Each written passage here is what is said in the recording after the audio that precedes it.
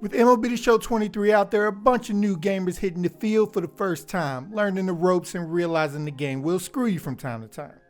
So let's go over some basic things you should know to set you on the right foot in MLB The Show 23. So alright, let's get it. When base running, using the advanced all button, which is L1 or LB on your controller, is not a catch-all button for you. It's great when the ball is hitting the gaps and the outfielders are nowhere near the ball. But it can get you in trouble when you need to be more precise in who you are telling to advance and who to stay.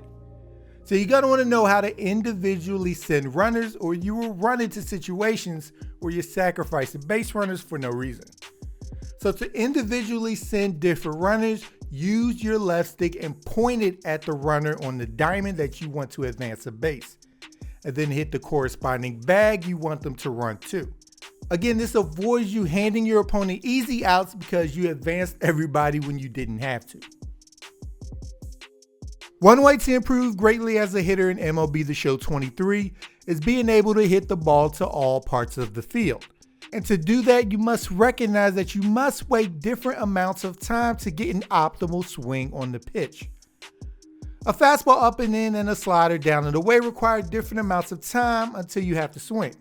That fastball, especially if the pitcher's throwing to the same side the batter is on, requires you to react the fastest. While a slider down and away, you have to wait the longest before you hit the swing button. Which is why those who don't know this or don't apply it can become an easy out by a down and away slider if they swing fast like the pitch is inside, or pop up if you swing later than what was needed on an inside pitch. You want to hit it where the pitch is at, not where you want it to go.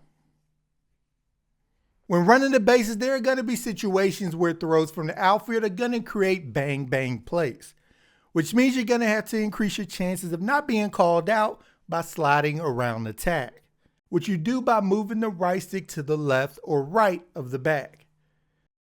But it's not a miracle worker though. If they got you by a foot, they got you by a foot. It will be easy to remember which side you're going to slide to and what side to correctly pick once you know you're aiming what side to pick from the perspective of the base runner. So if he's running to third, if you aim left, he will slide towards home. If you aim to the right, he will slide towards the outfield because that's what's to his right. And you're always going to want to slide away from where the ball is coming from. So if the throw is coming from left field and you're running to third, slide to your left. If the ball is coming from left field and you're running to second, slide to your right. The biggest thing you will have to get in order before you even hit any buttons on the field is getting your camera view right. There are pros and cons to each. While some offer a better presentation experience, they may make it a lot harder to pick up the speed of pitches and whether it's a ball or strike, which is kind of important. While a closer view, while allowing you to see the ball better, may make fastballs seem like they're coming in 200 miles an hour and take away the enjoyment of the graphics.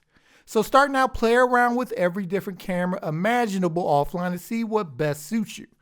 Don't be afraid to change 4 or 5 times in a game. We've all done it. Strike zone high are some of the most used cameras in the game. So I would suggest trying those out first and work your way from there if they don't stick. If you select a pitch and are suddenly having second thoughts about it, you can step off of the mound by hitting LB or L1 on your controller. When your opponent throws a wild pitch and you only have a guy on first base, simply hit L1 or LB on your controller to tell them to advance to the next one. The importance of a cutoff man is twofold. It can help you throw out a runner going home when you're too far from home to make the throw cleanly yourself, and also can control other runners from stealing extra bases when you have no shot to throw out the guy going home yourself. This clip here, because he didn't use his cutoff man, I really could have took second without much of a throw because he went all the way home when there was almost no shot he was going to get me. It's unnecessary risk. Don't put yourself in that position. The cutoff man is your friend. Always try to use it if you can.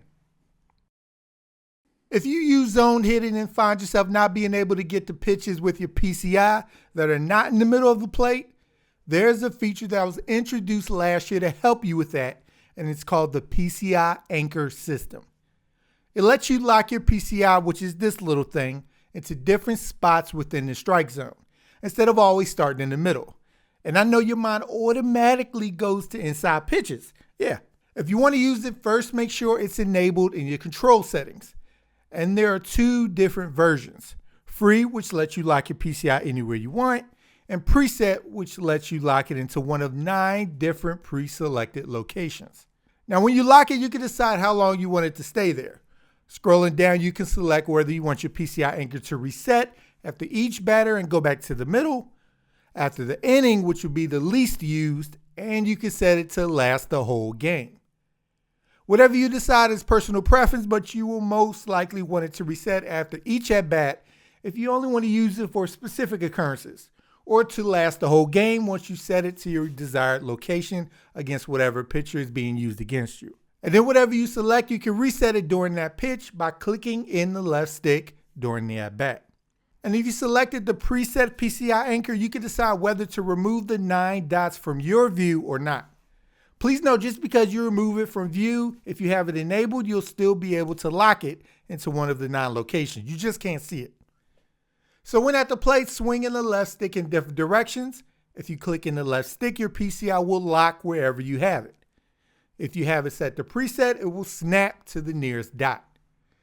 And again, to unlock it from its position, click in the left stick once again. This is a nice shortcut to help you put your PCI on pitches if you're struggling getting to certain parts of the plate. New this year, MLB The Show 23 makes it harder to consistently nail accurate throws, especially on the move, because the green meter you need to land a tick in won't always be in the same spot, which can hurt us when we assume it is and end up misfiring.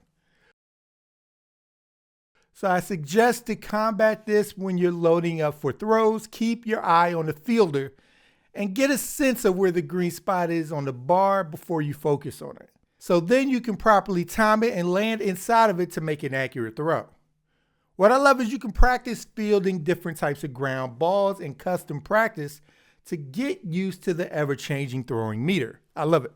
And if you run into a situation where the tick lands inside the yellow, quickly double tap and hold on the second tap to bring up the meter again on the button you're throwing to. It's a bit clunky, but it avoids you throwing an obvious error to the first baseman. Playing MLB The Show 23 can quickly expose your weakness, and opponents won't not take advantage of it out of the goodness of their heart. So if you're struggling recognizing pitches from specific pitchers, whether it be because of their windup making it difficult to pick up, how fast they can throw it, or both, custom practice is for you. This is where you can practice those difficult lefty versus lefty and righty-righty matchups that gives you so much trouble and slowly improve on it. So before you hop into Diamond Dynasty or whatever your favorite mode to play is, give custom practice a try and aim to get better at whatever you think your weakness is. When you're up at the plate, you don't want to focus on the pitcher, but you do want to take note of the backdrop and the spot you first see the ball come out of the pitcher's hand. This is where you're going to want to focus at so you can pick up the important characteristics of the current pitch. Focusing on one specific spot every time can help give you consistency each pitch and not cause you to get distracted by the pitcher's motion or what's going on in left center field. Stadiums with the best backdrops to pick up pitches usually are minor league parks, because they're usually equipped with a solid colored wall behind the pitcher. When you're up to bat, don't sleep on the fact that you can check what pitches were thrown to you last at bat, or during the current at bat once you're 1, 2, 3+ pitches deep.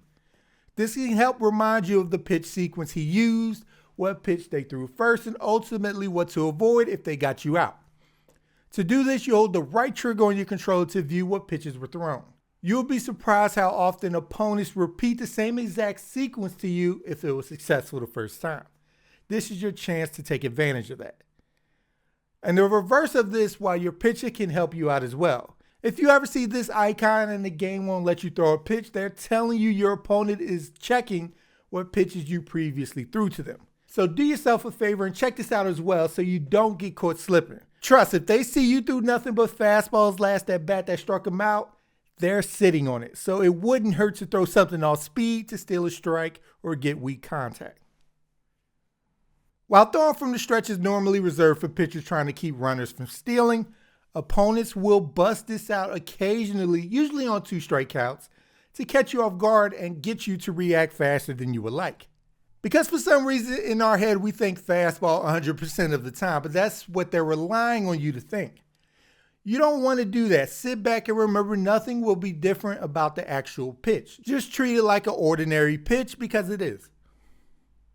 During an at-bat, especially against a reliever that just came in the game and you're curious what type of pitches they have, you can view them by hitting the right trigger on your controller to view their pitches and speeds of each. So alright sports gamers, I hope this video was able to help you out. And if you like the content we provide, make sure to subscribe to Sports Gamers Online for more MLB The Show 23 content. And once you're with us, hit that bell icon at the bottom so you don't miss anything we put out. Alright people, I'm Chris. Thank you all for watching and be good y'all.